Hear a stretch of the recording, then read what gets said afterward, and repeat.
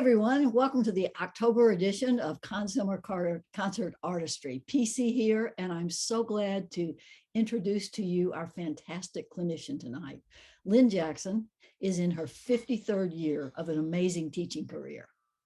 I'm going to say that again, her 53rd year of an amazing teaching career. She spent 26 years as a member of the J.J. Pierce staff, and now she's currently serving as an adjunct professor at Southern Methodist University. And if you've ever attended any of Lynne Jackson's clinics, then I don't need to tell you how she can distill the teaching of fundamentals down to a succinct art. Simply stated, those who are wise enough to follow her suggestions have a much, much better chance in enjoying musical excellence.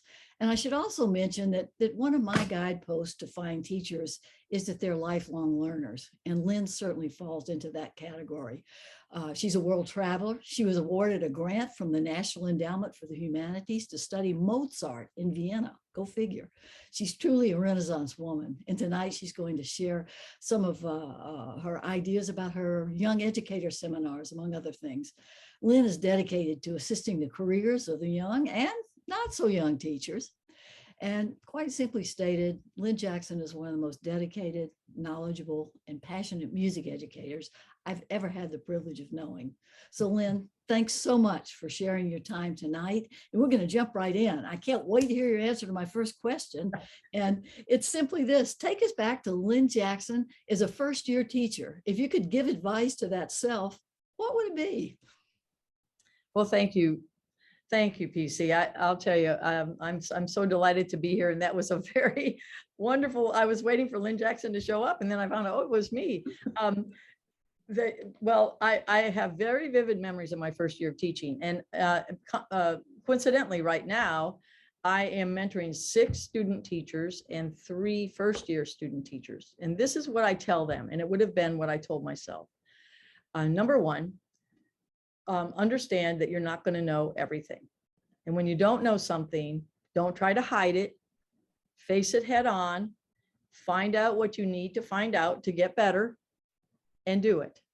And it may not, it may take a little bit of time to do it. It takes a lot of energy to do it, but do that. And make sure you surround yourself with people that can help you. And in these days and times with Zoom and things like this, it's much easier than it was for me back in 1970 when I started teaching. So number one, admit that you don't know everything and don't try to hide it. Face it head on, learn what you can. And number two, after you do all of that, don't be hard on yourself. That's part of the process.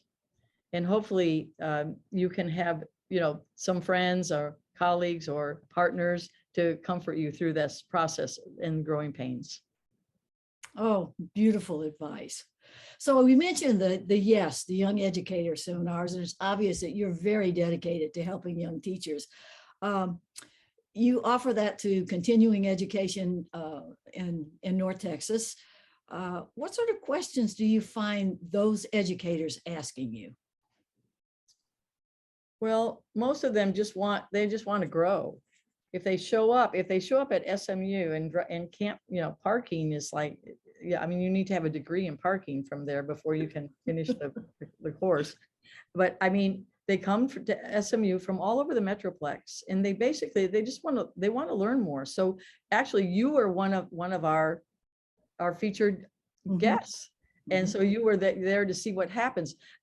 I call it young educator seminars. And someone says, well, I'm old, can I come? And I said, as long as you're young at heart, you can. Oh, beautiful. So that's why we wanted sort of an acronym, but they come and they want to learn, they want to grow. And this whole thing started when I was teaching undergraduate students at SMU. I wanted them to come back to SMU. I wanted them to hang out together. And so and bring more people with them, and then come to our graduate program. It's been a wonderful thing. It got a little bit sidelined during COVID for obvious reasons, but now we're back, and we've already had one, and we had 65 people there on a Wednesday night. They also get professional development credit. It's free. And afterwards, we have a social gathering across the street at this wonderful restaurant and bar. And it's like a mini convention in the middle of the week. So they're all I think, you know, at conventions, we learn as much after the clinic as we do during the clinic. And I think that's what happens here. Well, and the feeling of collegiality that you created there was really something that I enjoyed very much. So let's talk about beginners. One of your many strengths is starting beginning students correctly. Can you share your thoughts on this most important topic? Well, you know, some people say, when are you going to move up to the high school? And I go, no, listen, I started up. I started teaching kids from the very beginning. And so beginner teachers are the essence of what will, determine the success for our kids. I was so lucky. I was in St. Joseph, Michigan when I started playing. I had a man called Larry Ernst. Mm-hmm. He wasn't necessarily my favorite teacher, but you know what he gave me? He gave me what my friend Deborah Hebereg calls a face with a future. Wow. And isn't that pretty cool? Yeah. Yeah.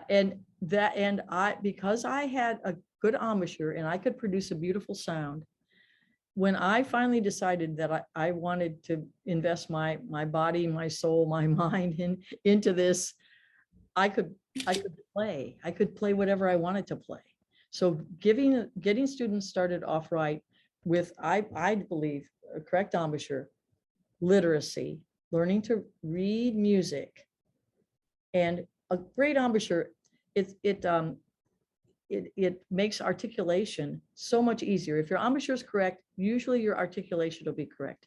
If you can do all of that and read notes by the end of the first year, the rest of it is very accessible to you. But if you can't play correctly, then a lot of frustration happens.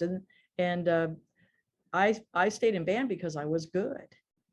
And other reasons too. I know we're going to talk about that a little bit, but that's why I did. So beginner teachers, they have a huge responsibility, and they also have a lot of fun because sixth graders are the best to teach. I love it. I have taught sixth graders for every year for 53 years, and I love it. Yeah. And starting them right is the answer, isn't it? Yeah, it is. It really is. So learn how to do it out there. So one of the many positives about your programs over the years have been your recruitment and your retention are always like off the charts. And so how do you keep kids in your program? You know, I saw that question and I started thinking about it. I think there's several aspects to that answer. Number one, we get them for 7 years. They're the teacher that they know when they go from the beginning year into the band year, even into the high school, they stay connected with usually with those teachers if they're in the same geographical place that they had when they were younger. So we stay connected that way. But what I found from my own experience was, number one, I felt good because I was good at what I was doing. But I also got a kind of respect that I never got anywhere else in my classes, because it was this chain of years and I just felt very respected. And I think that when kids get the respect, and I think that band directors know that if they don't give that out, they're not going to keep their kids. And I think honestly, it's the quality of the program that keeps the kids in there. Yeah. And also they know that you care. that you care, and the leadership that you develop.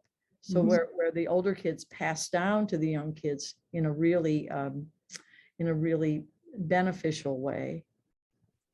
So let's jump ahead to my question about brass pedagogy, because Lynn and I had a good conversation a couple of weeks ago and talking about what we were going to cover. And I discovered that she has a whole year's worth of what I teach in brass, and friends and family. She's going to share that with us. And so would you tell us a little bit about that? And then we can drop it into the Thinkific and anybody that wants to, and you're so generous to share that, Lynn. Oh, I'm going to share it right now. Oh, no, no, no, no. No, we'll have it think of Okay, it. okay, all right. I was going to say, whoa, okay. I have to do something with the computer. Oh no. So the yes, what I did my 34th year of teaching. Now I did 33 years full-blown, full-time band. In year 34, I was retired and I took a half-time job teaching beginners. And part of it was the beginning, well, it was all brass. So I started writing down what my goals were for every 6 weeks. That's the, that was the way back then. Every 6 weeks was a grading period. And so the things and I will share this with anyone, the first 6 weeks, the things that I taught, and they're in 4 categories. And let's see if I can remember them. Number 1, pedagogy. Number 2, vocabulary. I want I use correct words. I don't say bird's eye. I say fermata. I mean, I want to be a musician in front of my kids. Mm-hmm. Then the other one is theory, and very important, and a deep understanding of the musical staff and music reading. It's very, very important. And then the last one is learning to use our voices. I want my students using their voices from the first day of class. And I want that to result into what I do. I'm sitting here at Berkner High School right now. I just had my Inspired Performers group. They have to sing their music for me. Great. And that's what eventually that's what I want my students to be able to vocalize their music, and with correct pitches and the best vocal sound they can make, and with good timing. Because my criteria are, number 1, does it sound like music? Number 2, can I feel the time? Can I feel the time of the music? And so that's what we're working for. So back to this curriculum, I just wrote down everything I did every 6 weeks in all 4 of those areas, the things that we learned. I'm willing to share it. I have it for brass. We don't have it yet for woodwinds. We're working on it though. And as soon as we get that, we can share that too. Fantastic. I look forward to seeing it. I can't wait to learn from it. It's not that brilliant, I promise. Oh, nonsense. So talking about what you just finished with your Inspired Performers, share a little bit about that, because I think that's really important. Well, I think so many times we're thinking about remediation, but what about really the teaching, the top kids, the ones that want to go into music or really want to practice or want to get better, even if they're not very good.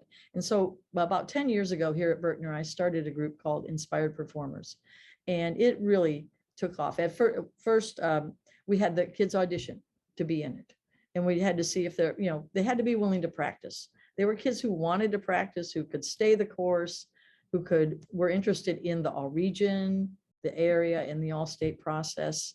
And so I have them every week on a Wednesday, and they have very specific goals that they have to practice during the week and perform on the Wednesday. And they perform in front of each other. They have to stand up. Sometimes we go into the auditorium. I put them right on the edge of the stage, and all the rest of us are sitting in the auditorium. I try to give them as many challenging things to do as possible, and teach them how to perform in front of other people and do that successfully. It's really a lot of fun. And some of those kids, I was speaking to you earlier about my student David Bennett, who I'm very proud of, in the UT band, the top band as a sophomore. He was in that group for 4 years, and he made area all 4 years. But Barry Sachs, they take one to state out of the area, and he never made state, but boy, is he a great player. But he was in that group, and they learned how to practice, how to perform, and how to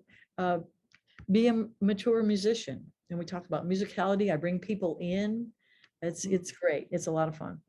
That's terrific. And they support each other, which is yes, they do. Cool. Exactly. So, Lynne, I know you're in high demand as a clinician, and as you work with young ensembles and with directors, what are some areas of commonality? I think of sometimes when I clinic bands, I'll think if only they would. Are there some things that you can suggest? Yes, I can. I'm sure. Well, this is what I do now. I mean, I mentor student teachers and these first year teachers who are really, I have such hope with these teachers. The first thing though is that I will say they talk too much. Mm. They talk too much because that's their wheelhouse. That's where they're comfortable. Mm. But really, just let the kids play, and have a good plan where you don't necessarily start out talking to them with all these announcements and everything, but start out playing. Just that's what they're there for. They want to play, and so that's the first thing, is just don't talk so much. The second thing is that I see also a lot of first year teachers don't consider the space that they have in the room that they're in, where a lot of the classroom management has to do with managing that space. And I will go into a classroom and just rearrange the chairs or in the stands, and things will automatically change for those students, especially for flute students, because they need a lot of room to play. And almost every band hall I go into, those flute players are all cramped in there trying to play the flute. And the trombone, right? Or the trombone, right? There's some comfort they think in smashing all the kids together. The other thing is they don't study their scores. You got to know your music. If you're up there doing this all the time and they see the top of your head, that's not going to be good. You have to know the music and you have to know the parts. Then they also have trouble managing time, managing then the sequence. What comes next? That's an art form that takes, I don't know how to teach that. It just takes so much experience to know, because if we teach one thing, and then I call this a domino, the first domino, and the next thing we teach, those two things have to be connected, and we keep adding the dominoes. But if all of a sudden we get a space this big and the domino falls and it doesn't hit the next one, then we have a learning gap. That's a great analogy. Yeah. And one more thing, they have to find the learning gaps. You can't go into a band program. The first thing you have to find out is, where are they? We have to meet the students where they are. We can't have this big grandiose plan of the solos we played in college. That doesn't work. We've got to find out where they are and then meet them where they are. So I could go on for days about this, but that's what I find with the young teachers. Well, and everybody listening, come to Conselmer this summer, because this lady is going to give some fantastic clinics. So this is just like a little put your toe in the water here. We're just about out of time, but my last question, you've so obvious, it just shines from the page, Lynne, your passion for teaching. And what's your special sauce for maintaining this for 53 years? Well, one of them is right on my screen, and it's relationships. And that would be, and I know that you know that too, that the relationships that we have with our students, with our colleagues, with the parents of our students, with our administrators. It's such I'm a real people person, obviously, you are too. And I love being around people, and I love being around good people, and healthy people, people who inspire me and people who lift me up. I think that we have to be sure that we keep those kind of people in our circle. But it's relationships. I've also I invented myself. I started out being a band director, and then I taught, like I said, I taught the beginners. Well, that was awesome. And then I started becoming a mentor. And so I've had a lot of different angles that I've gone on. And the college teaching I've done 18 years at SMU, and has been really joyful, except for the parking, as I mentioned earlier. But it's been really joyful, and I love my college students, and I love my master's degree students. So I like what I do. And I also like being retired now, because I'm not on under the umbrella of the school calendar, but I did 51 years under the school calendar, and that was about enough. And so now I'm having a lot of fun just running around the place on my own. Well, and getting ready to go on a cruise. I wish we had time for you to I share know. that. But Lynn, we just run out of time. And again, I encourage everybody, CSI, June 11th through 14th. And if you didn't get enough of Lynne Jackson tonight, and I know you didn't, there's an educator masterclass happening tomorrow. Please tune in. And Lynn, I can't thank you enough. It's such a privilege to be able to talk to someone who cares so much about our profession and knows so much and is so willing to share it. Well, thank you so much, Paula. I really appreciate it very much. This is fun. I can't believe that was 20 minutes. I know, I know. Well, we'll discuss it over a glass of wine. So cheers, Okay. everybody, and I hope your year's All go right. well. All right. Thank you. Thank you.